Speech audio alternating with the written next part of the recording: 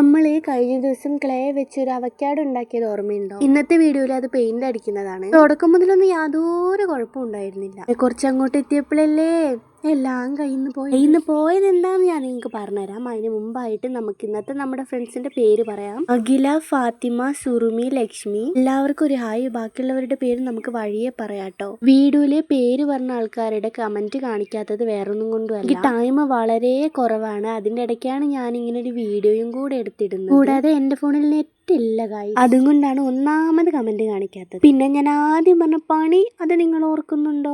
ഇതാണ് കേട്ടോ ഞാൻ പറഞ്ഞ ആ പണി. പെയിന്റ് അടിച്ച് പകുതി എത്തിയപ്പോഴത്തേക്കും അവക്കാഡോ 2 കഷ്ണായി പോയി ഗായ്സ്. ഞാനത് കൂട്ടി ഒട്ടിക്കാൻ വേണ്ടി കുറച്ച് ശ്രമിച്ചു, പക്ഷെ പറ്റിയില്ല. പിന്നെ എന്തായാലും ഇത്രയും പെയിന്റ് അടിച്ച് എത്തിയതല്ലേ എന്ന് വിചാരിച്ചിട്ടാണ് ഞാൻ ആ സീഡിനും കൂടി ഒന്ന് പെയിന്റ് അടിച്ചു കൊടുക്കുന്നത്. ഇനി പെയിന്റ് അടിക്കാനുള്ളത് നമ്മുടെ സ്ട്രോബെറി ആണ്. അതിനിപ്പോ എന്താവും. മാത്രല്ല എനിക്കൊരു അബദ്ധം കൂടി പറ്റി. അതെന്താണെന്നല്ല, പെയിന്റ് എല്ലാം അടിച്ചു കഴിഞ്ഞതിന് ശേഷം എനിക്കിത് ഫോട്ടോ എടുക്കണല്ലോ. ഫോട്ടോ എടുക്കേണ്ട കാര്യം പറഞ്ഞ് ഞാൻ ഒന്നും കൂടി അങ്ങ് പിടിച്ചു നിൽക്കിയപ്പോൾ പിന്നെയും പൊട്ടി. വീഡിയോ ഇഷ്ടപ്പെട്ട് സബ്സ്ക്രൈബ് ചെയ്യാൻ മറക്കണ്ട. അപ്പൊ ഇതാണ് നമ്മുടെ അവക്കാഡോയുടെ ഫൈനൽ ലുക്ക്. അപ്പൊ അത്രേ ഉള്ളൂ. ടാറ്റാ.